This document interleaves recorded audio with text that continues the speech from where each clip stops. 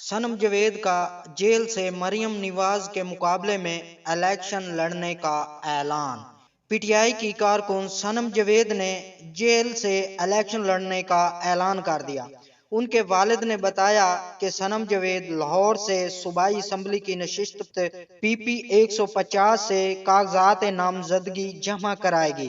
वालिद के मुताबिक सनम पाकिस्तान मुस्लिम लीग नून की रहनुमा मरियम नवाज के मद्दे मुकाबल होंगी। उनके इलेक्शन में हिस्सा लेने के लिए मुतल्लका दस्तावेजात इकट्ठी कर रहे हैं। वालिद ने कहा कि सनम जवेद के कागजात नामजदगी हासिल करूंगा और वो PTI की टिकट पर इलेक्शन लड़ेगी और खवातीन की नशिस्तों पर भी कागजात नामजदगी जमा करवाएगी। तो अब सनम जवेद मरियम नवाज के खिलाफ इलेक्शन लड़ेगी। और नाजरीन, हमें ये कमेंट बॉक्स में जरूर बताइएगा कि अगर सनम जवेद मरियम नवाज के खिलाफ इलेक्शन लड़ती है तो क्या मरियम नवाज जीतेगी या PTI की रहनुमा सनम जवेद? अपनी राय का इजहार जरूर करिएगा। साबिक चेयरमैन PTI इमरान खान की मुश्किलात में मजीद इजाफा हो गया।